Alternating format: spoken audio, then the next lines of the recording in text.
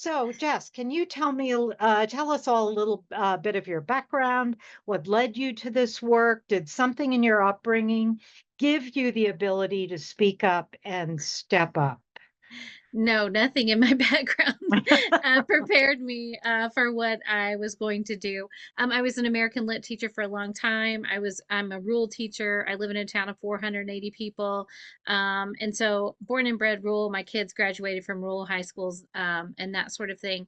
And I was happy in my life and always planned to teach literature until I retired. But in 2019, Missouri passed an abortion ban.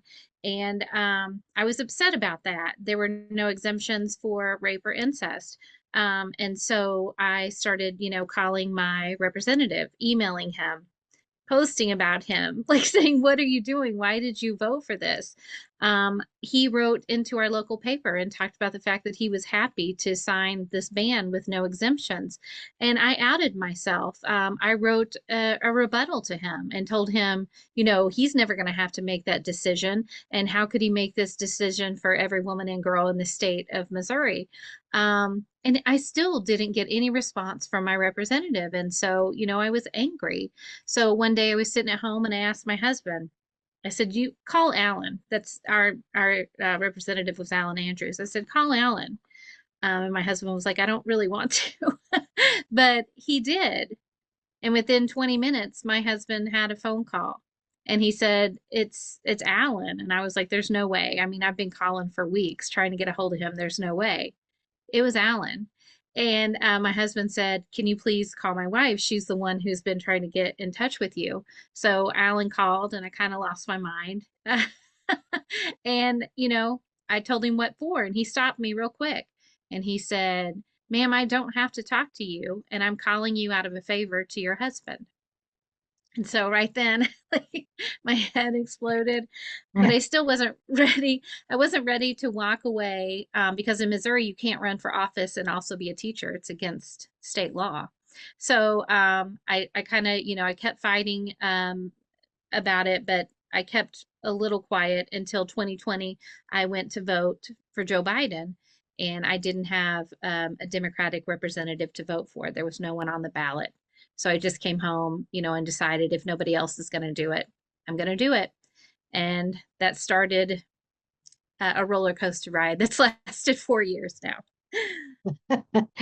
Oh, that's amazing. Sometimes, I mean, one of the things that eternally intrigues me is what is that stimulus? What is that prompt that got you into what you're doing now? So it's wonderful to hear you talking about that. So before we roll up our sleeves and get into some nitty-gritty, what do you see, hear, and experience when you travel rural spaces? Can you sort of paint a picture for us? Yeah, and I do. I travel the state, but I also travel the country to speak to people. I meet with as few as four people in the basement of a church. I meet with a few hundred people in Kansas, in Iowa. I'm in Iowa next month. I go to Nebraska and to Idaho, and I'm in these spaces where people really are kind of scared. They're not sure, what to do. I traveled to Coeur d'Alene, Idaho. They have literal Nazis walking the streets in their town, right? But these people got together and they sold out the entire convention space. And I spoke to these people. And when I left, four people decided to step up and run. And so that's my motivation to go. I went to Kansas a couple of weeks ago and met with several rural people, 40 or 50 rural people, in a town where they put me up in an old renovated J.C. Penney's because this town doesn't even have a hotel, right? Um, and there was a man who stood up and he reminded them that they were, John Brown's, the people of John Brown, the people who, have this fiery spirit. And then he started pointing to people in the crowd saying, "John, could you run for commissioner? Jennifer, you were talking about running for state rep." So people just coming within their community and pointing each other out and saying, nothing can be done if we're not running, if we're not in the race, right? And so I hear people that are scared to stand up, but when they come together, they really do, their spines sort of solidify and they decide this is something we have to do. Hmm. Yeah, that's really inspiring, and it is very frustrating when you cannot vote for somebody who you literally want in office. Um, so are there any fundamental differences between the concerns and the priorities for rural voters and those of urban or suburban? And what accounts for this? I often feel we don't so much have red states and blue states as red rural spaces and blue urban spaces. So, what do you think has led to that tremendous divide? I always tell people that Missouri is not a red state, it's an uncontested state. In Yeah. 2022, 40% of our seats were uncontested. So when people look at rural spaces and say, you vote against your self interest, you get what you vote for. I'm like, how could I vote in my self interest, friend? There is no one on the ballot, right? And Mhm. so a big part of this is that Democrats have ceded ground to Republicans in rural spaces. They have put up their hands and said, places like Missouri are too red. There's no reason to send any money there, right? That's a self-fulfilling prophecy. We now do not have one statewide elected Democrat in this state because they said it's too red. We don't really need them. They only have 10 votes. For the presidential, and they're just kind of doing their own thing there.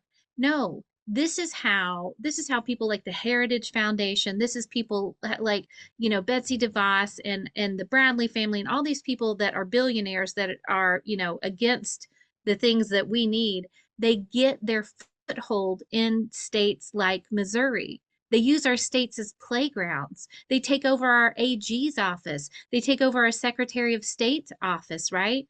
These terrible bills. Think of we would still have Roe if it weren't for Mississippi, right?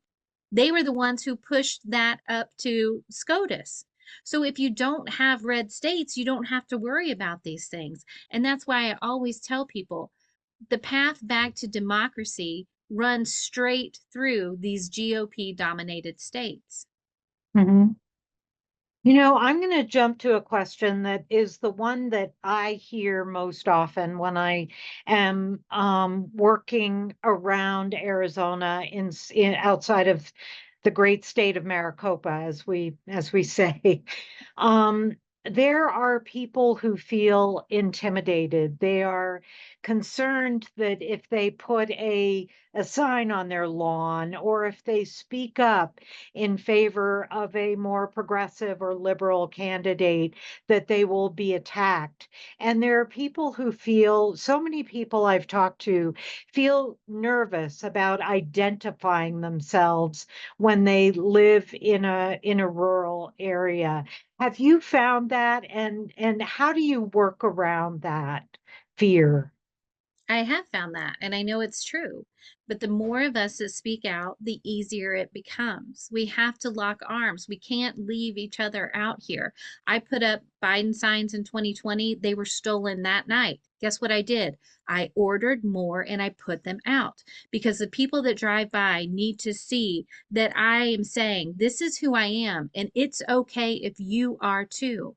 I put up those Biden signs and I looked across the street and I have a woman. She's 82 years old, and her husband is 83. And I'm fairly sure they are very conservative. I don't talk politics with her because people know about me, and I don't really need to say the things. But I put the Biden sign up, and she did this, two thumbs up, and I was like, "What?" Right? She feels comfortable enough, right? And so Mhm. we have to, the only way to make it better. And you know what? Sometimes, friends, it can be a little dangerous. I mean, sometimes, I worry about property, my property all the time, Mhm. right? Um, but it doesn't get better by being silent. I knocked a lot of doors. And I was in town once and I knocked a door and a woman said, well, I'm the only Democrat on this block. And I was like, I just knocked a door two doors down. You think you're alone, but you're not. You just don't Yeah. know it because you guys aren't talking about it. Mhm.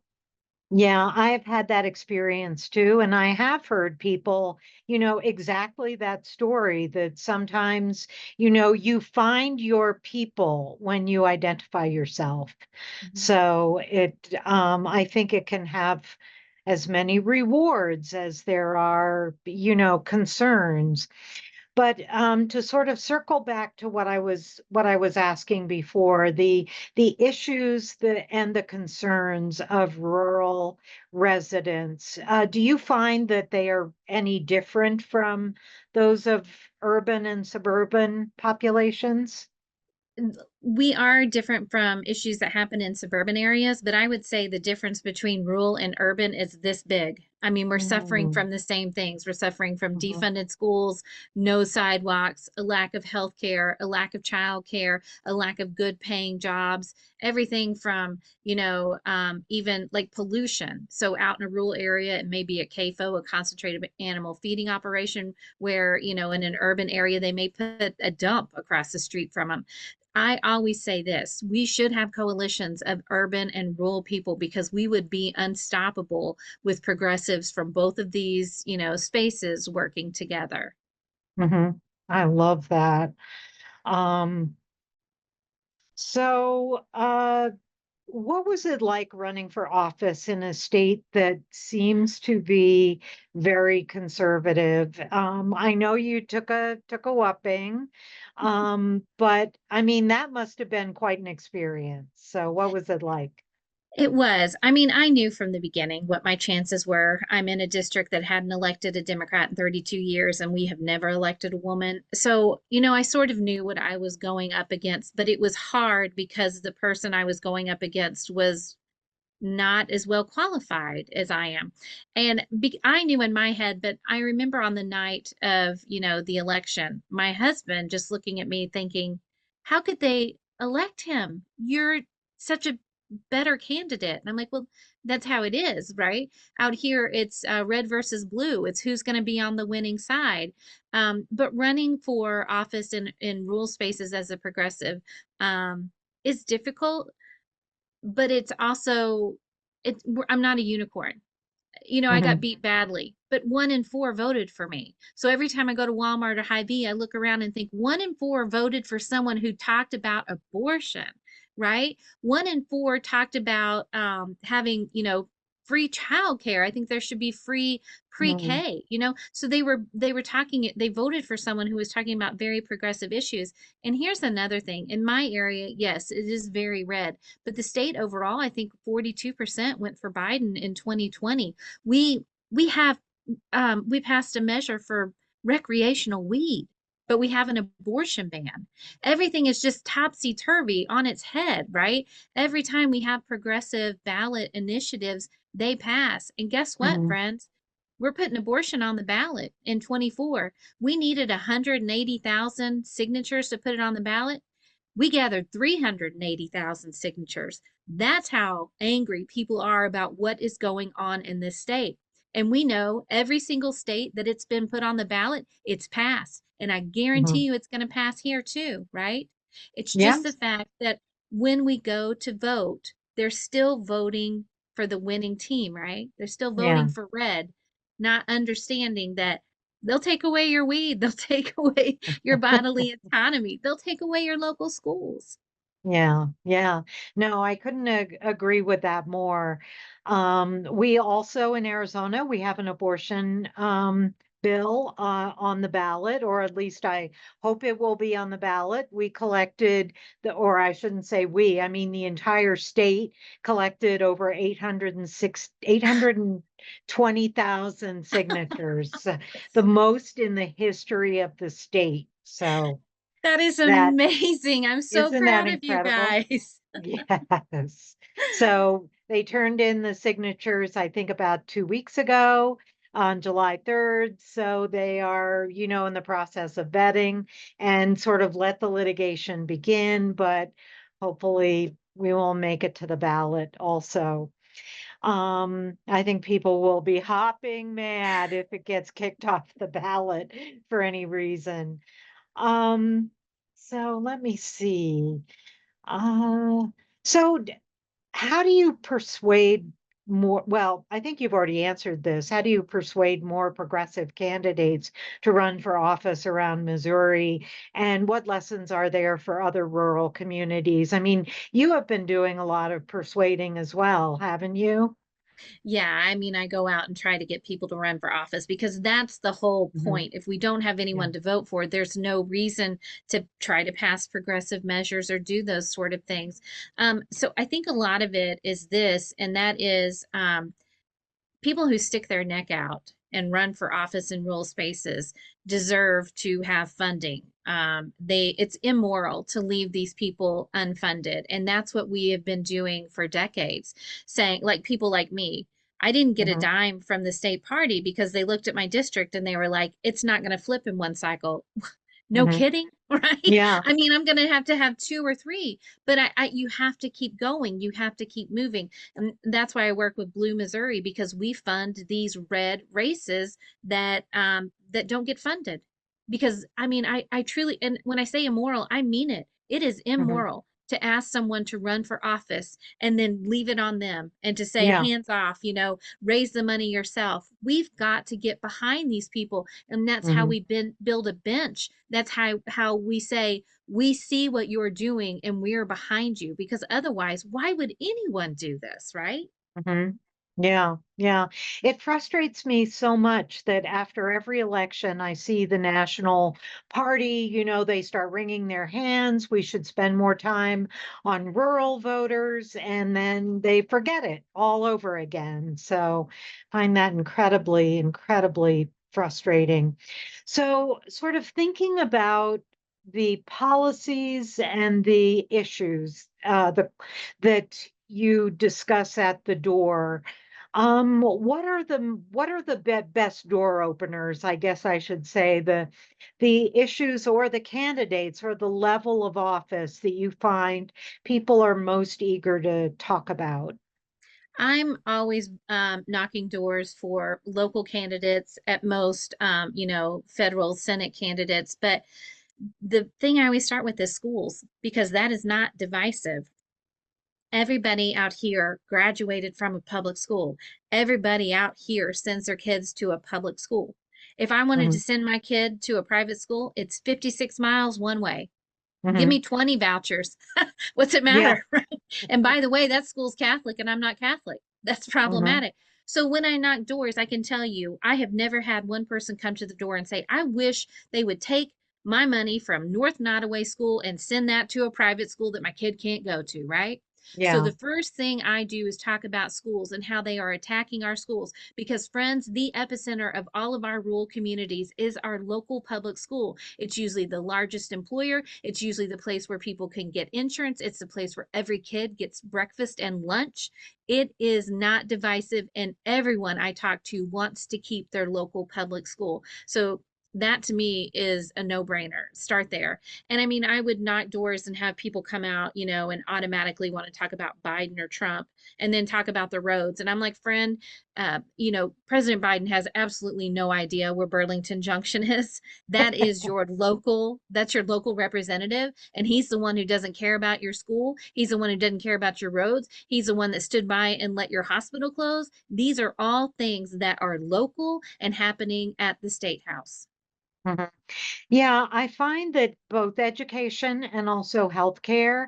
I mean, I have read a ton of stories about local, rural hospitals closing and, healthcare being, largely inaccessible to, just huge areas. And it concerns me terribly. It seems to me that those are issues that anybody would want to talk about. So in Missouri, we lost 14 rural hospitals in the last 20 years. And lo and behold, guess who has had a supermajority for the last 20 years, right? That's the GOP. And so Yeah. talking to them about what's happened to our hospitals locally in my area, we didn't lose our hospital, but it had to consolidate with a larger provider. And so there's longer wait times. There was all this mess with computer systems. And here's something too. Our local hospital had a child care center where they had 180 kids enrolled in childcare. When the new service came over after they consolidated, the first thing they did was close that childcare center. We are already in a childcare desert. There is nowhere to send your kid if they're not in school. So the fact that they came in and ripped the rug out from, under 180 people in our community is enough to show people It matters. It matters who you vote for at the state level because if we didn't have that consolidation, we'd still have space for a lot more kids. Hmm. Do you find that people have trouble connecting the issues that they care about with the candidates who are running for office? All the time. Yeah, All the I time. find that Because too. I'll tell you, my current representative who absolutely wiped the floor with me is a nice guy.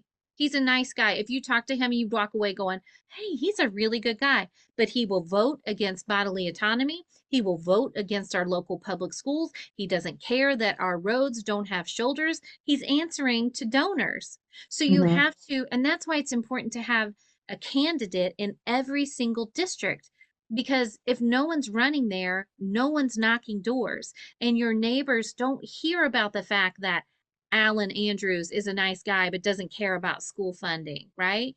The only way Hmm. to connect the dots is to do that really hard work and be in every race, on every ballot, in every state across the Yeah. nation.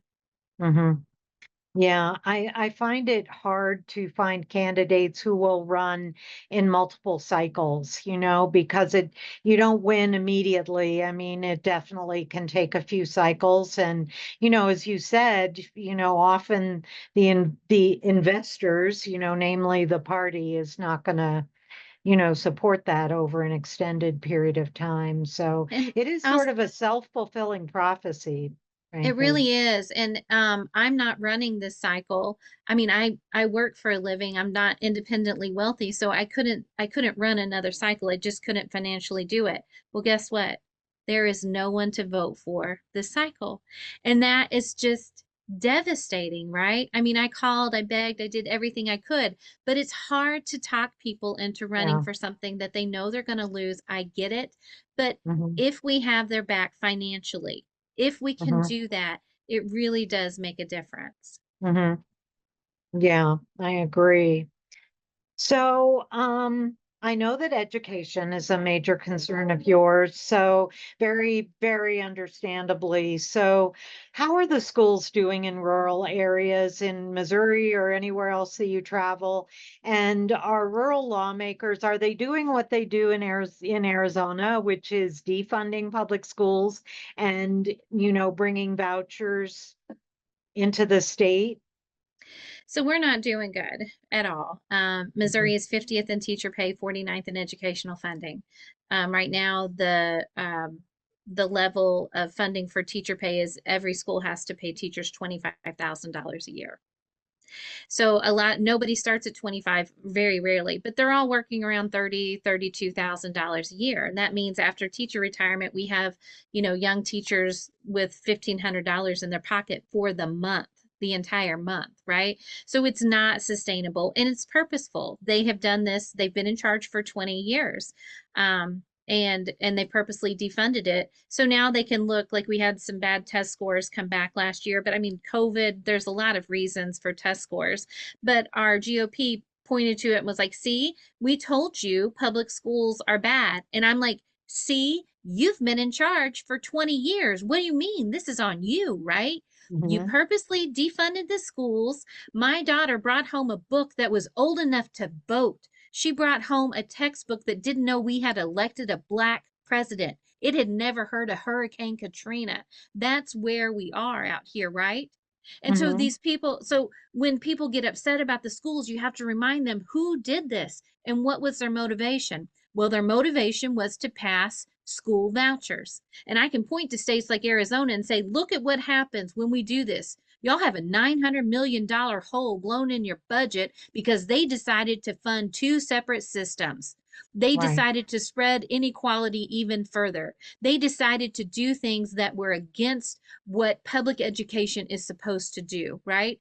Mhm. But our rule lawmakers really are between a rock and a hard place because they can't vote for vouchers and not have everyone in their community going, what are you doing? We don't have access to private schools. But they can't not vote for vouchers because they will be primaried, right? They'll be run out of their party with a primary. And I see that right now with what's going on. I keep getting these advertisements for my representative calling him a liberal He ran on two issues, making sure his grandkids could carry loaded guns and making sure they didn't have to eat soybean burgers. Literally, that's what he said he ran. I'm like, yeah, he's a flaming liberal, but they're trying to get him out because he keeps waffling on the the school choice Hmm. issue because he can't vote for it. Hmm. Well, I mean, we find rural lawmakers in Arizona have no trouble whatsoever voting to defund their own schools. You know what? So, Every single one of those rural communities should get together and put together a billboard. And because they don't have access to public or to private schools, they should put those into their communities. They should have a candidate knocking doors and saying, "Look at what he did. Even though we mhm, don't have access to schools, look at what he did," and make them pay for that. And maybe you'll get another Republican, but maybe it'll be one who won't vote for vouchers because they know mhm, better, right? So I say, put your foot on the gas and never let up on this issue. You guys were the canaries in the coal mine, and we see what happens. We saw mhm, what has happened, and we know that we can't let it happen in states across across the country. mhm. Yeah, we keep saying, we keep looking for the bottom. It's like, when are people going to figure out that this is really bad? Hmm. How bad does it have to get before they finally, you know, rebel against their own lawmakers? But hasn't happened yet.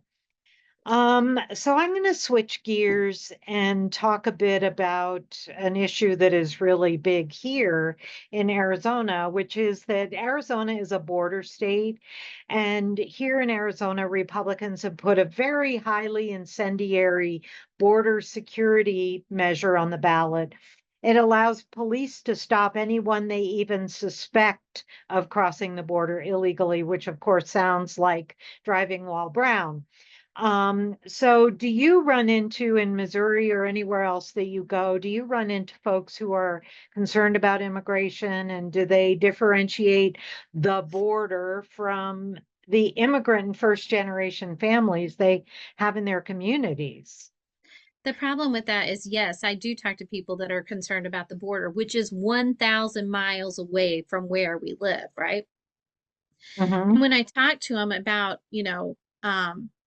because it is, they're just pointing to brown folks. And I'm like, well, what about so and so? What about so and so? And they're like, no, no, no, I don't mean so and so. I mean this one. And so it's always like that when we're in Yeah. rural communities. These folks come into our communities and do the work that other people aren't willing to do, right? And they're Hmm. very excited to have somebody put on a roof or they're siding. They don't realize, what they're doing to the economy by saying that we're one going to push out all immigrants, but two, how immoral it is. And we know with Project 2025, we know if we get another conservative president, the first thing, and they're saying this, they're holding up signs that say mass deportations now. Do we Yeah. honestly think they're going to go through and get all the paperwork right? We know No. that our brown neighbors and friends are going to be rounded up in this. And this is something we need to be saying loudly, especially if you are in a state with a border. Say this loudly. They're going to take up people that have been here for generations, right? How immoral, how disgusting is it? And they're saying it out loud. Hmm. Yeah. I mean, I find it just, I mean, utterly bizarre. When I saw those signs at the Republican convention, I was I was stunned. I was just stunned. Um, so um this is something else that I think is a misconception about rural communities. So I'd love your perspective, but what don't we get about diversity that you find in rural areas? So I am in a very white space, but when I go and speak in other rural areas, they're not all white, and Hmm. they're not. There are gay folks that live in rural areas. Surprise, surprise. There are trans folks who live in rural areas. A rural area is kind of a microcosm for everything, and so putting us all into one basket, I think is a bad idea. And like I said, 33% of Missouri is rural. the fact that Democrats have ceded all of that ground to other folks is really problematic. Now think about it, countrywide. Rural folks make could make a huge impact in voting, in races statewide. But they forget we're here because they think that we're a monolith, that we're all the same, and that is absolutely untrue.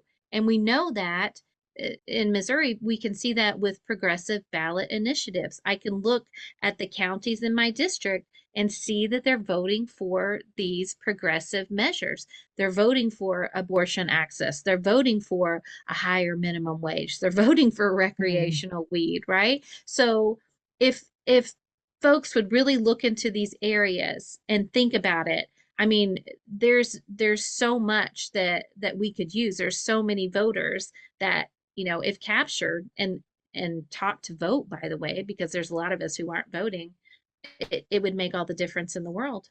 Mhm. Mhm.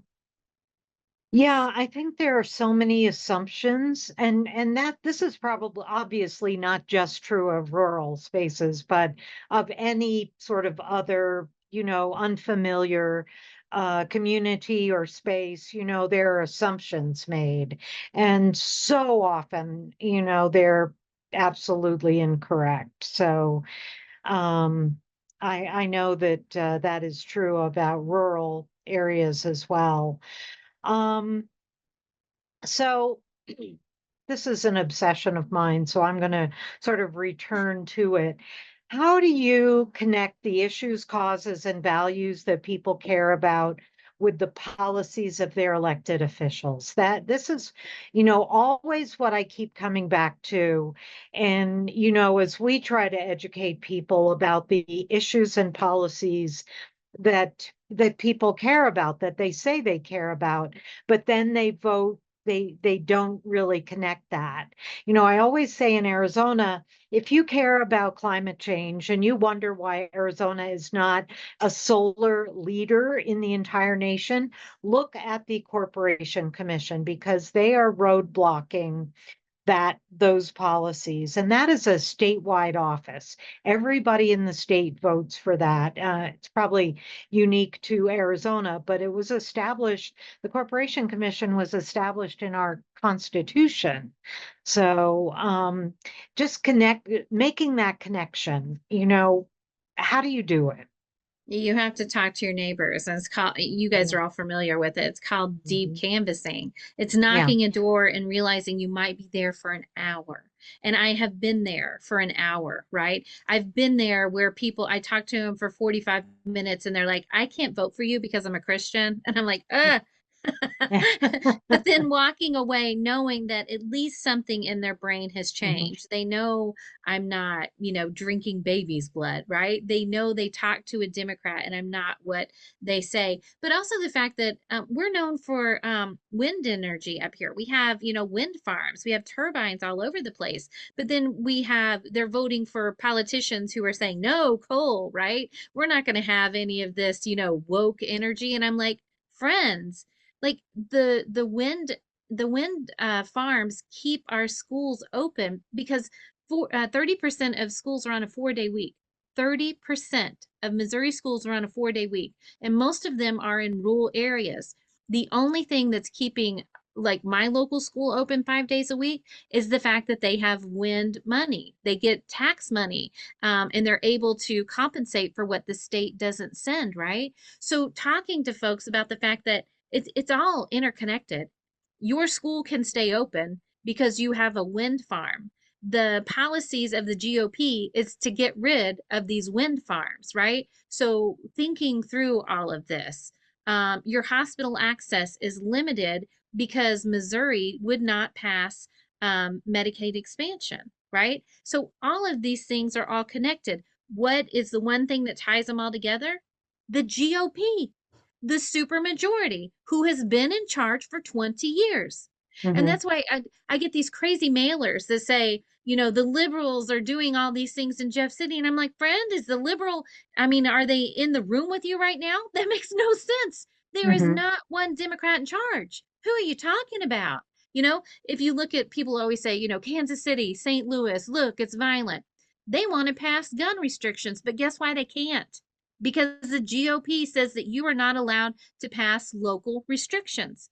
In the state Hmm. of Missouri, a child, a child can open carry a long gun on the streets.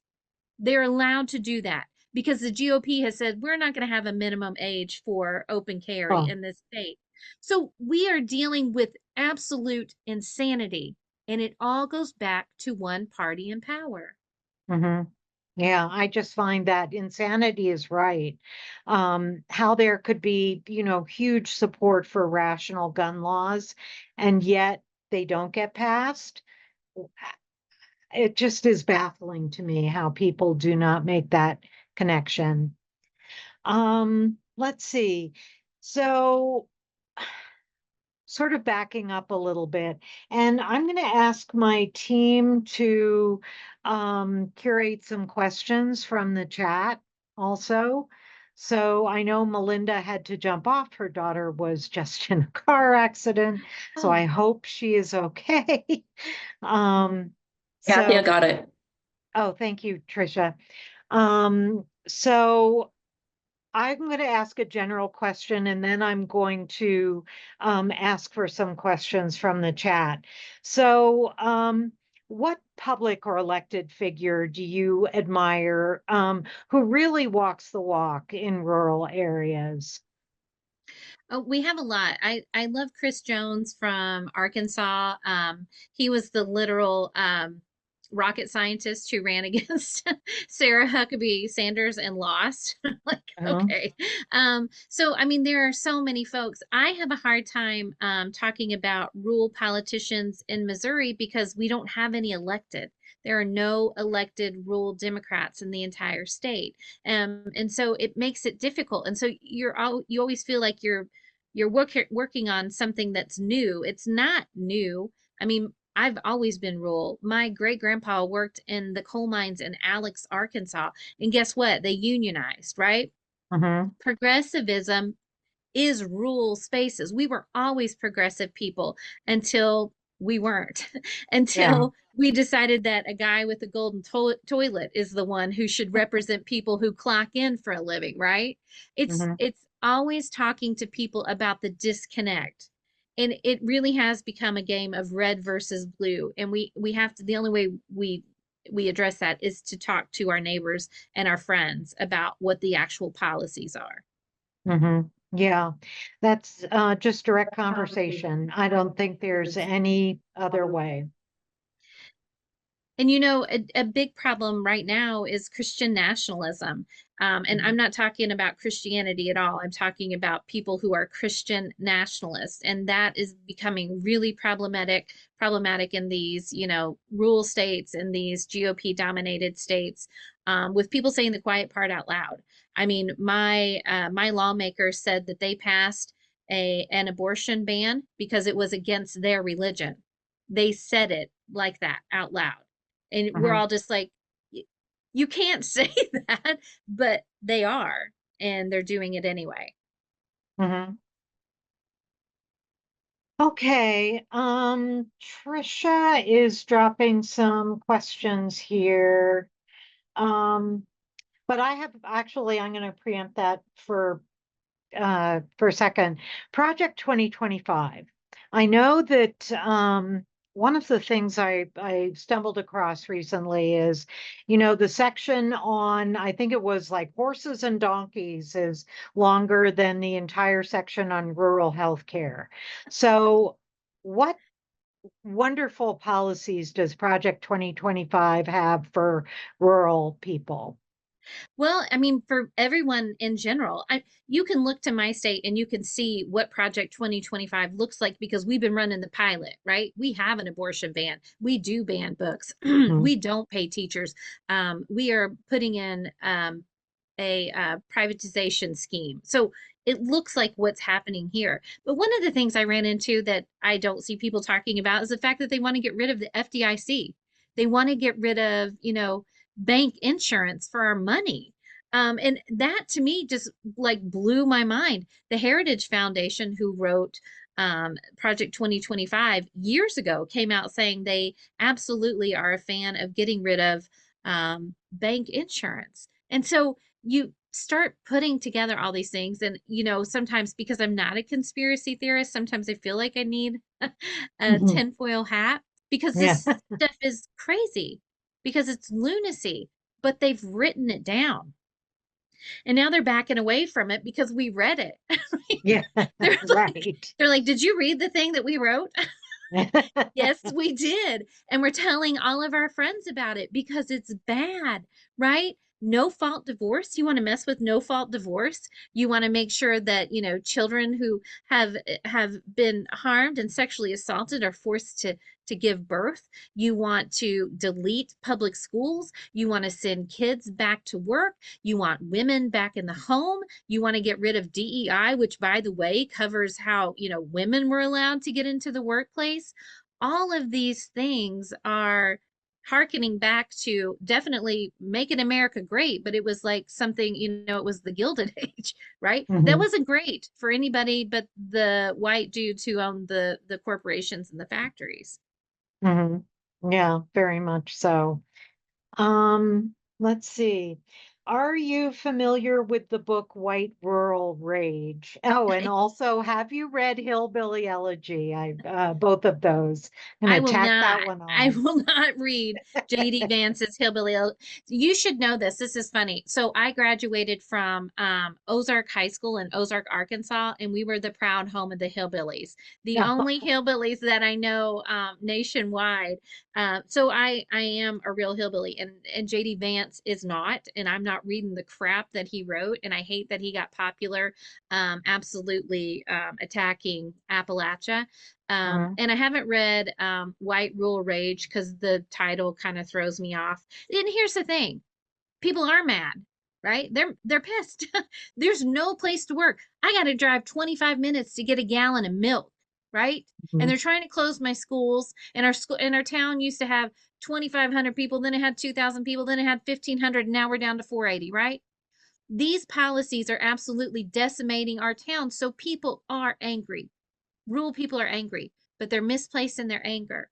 They're putting Mhm. it on the boogeyman that Fox News tells them. Or for goodness sake, there's a lot of people around here that Fox isn't even conservative enough that are listening to stuff like Newsmax or things even worse than that, right? So I Mhm. haven't read it just because of the title, but I should probably do that. No, well, I wouldn't force yourself, but um, but people in rural spaces are mad. Are they mad about real tangible issues or the sort of the boogeyman, as you said, that they keep hearing about on Fox News? I never had someone talk to me about bathrooms at schools, like not one person. And we knocked so many doors, right? They really Mhm. did. People were mostly, when they figured out I was a Democrat, they were mostly polite and whatever, and didn't really want to talk much at all. And that's something that's changed too, is door knocking is different in this age than it was before. People don't answer their phones anymore, so it's hard to do like phone banks, because no Yeah. one answers their phone. So I think we probably need to adjust the way that we do messaging.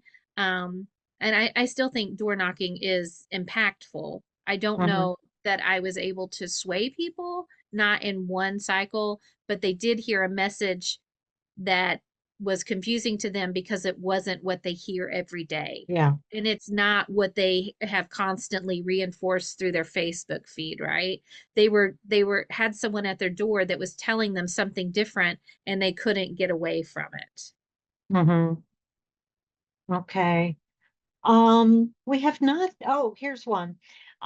Is there an effort in Missouri, like I know there have been in Arizona, mandating that the Bible be taught in public school and posting the Ten Commandments, banning school counselors and replacing them with Christian chaplains in schools? So, you guys probably know this, but the same bills that come to Arizona are exactly copy and pasted in Missouri because they're put out by the same people, right? So Yeah. we see the same bills, but we haven't, it's not gone through. We don't have chaplains yet. We still have counselors. We don't have the Ten Commandments up. Now, there's been a couple bills that have been brought up to force Bible classes into schools, but they're really going about things differently here. We have a foundation called the Herzog Foundation, which Mhm. is kind of on the down low. A lot of people don't know about it, but they're billionaires from Missouri. They're trying to privatize our schools, and they're going after individual teachers and individual school board members Hmm. to take over, schools to privatize them.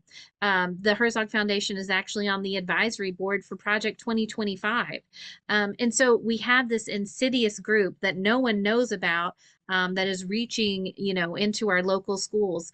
They've already had one school board member fired from her organization. They're working on the school board president in St. Joe School District. And so we're seeing um, they're getting slick. They look at what has happened in other states and how they've been caught and how the public is like with Moms for Liberty. There's a big backlash, right? So Mhm. they're going Right. about things differently. And I always say this about Republicans: they like throw crap against the wall to see Yes, what I sticks, could not right? agree more. And Hmm. they look in other states and they're like, okay, it didn't work there, so we're going to change it to do it here. Hmm. Yeah, that's very interesting because that is definitely something that I've seen, and they can succeed in some very unexpected areas. So that is what really worries me. I do not see a lot of other questions, so I'm surprised. We usually have a million questions, but I can tell you the chat has been going crazy. So we We always always get get. some great discussions. Trisha. We'd like to know what Jess would like us to follow her on. We have Substack and X in the chat. Any place else you'd like us to advertise, Jess? Both of those things are fantastic. You can look up my organization at bluemissouri.org and you can see what we're doing. We've gone into Ohio, we're in Tennessee now, and we're the Oh. we're yeah, we're the only organization that is supporting those down ballot candidates that aren't supported anywhere else. But I will say to people who are listening, because I know most of you are activists and you probably know this, but reaching out into rural areas really will provide you with information, but also voters who haven't been contacted in years. I told you the Democrats left rural spaces, but you know who else did? The Republicans. No one has ever knocked on my door. No one Mhm. sends me a handwritten letter. Nobody calls me and says, hey, could you vote for me? Because here's the thing, they're unopposed and they don't care.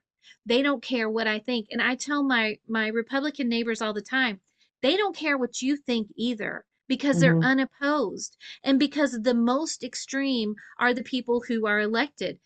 You have three or four Republicans vying for an unopposed district. The most extreme person wins. That extremist then goes to Jeff City and they're allowed to do what they want. And it just keeps piling on over and over again. The county next to me elected a 24-year-old who went down to Jeff City. She beat an incumbent because she said she worked for the Trump administration. I think she was the secretary for 10 days, but then she also carries a gun everywhere. She won. And now we got a 24-year-old in Jeff City who has a sign on her door that says, two things schools don't teach. And there's a Bible and a gun. And it's on her door at the Capitol. She's as extreme as they come. And so until we start opposing these races, until we run people in places where they cannot win, it's not going to get better. So that's the message. Run in places you can't win. Support candidates who cannot win, because this is how we begin to take our states and then the country back. I love that message. I'm tempted to close on that, but I'm just going to say, what keeps you going? Where are you hopeful? And there's a ton of love for you in the chat.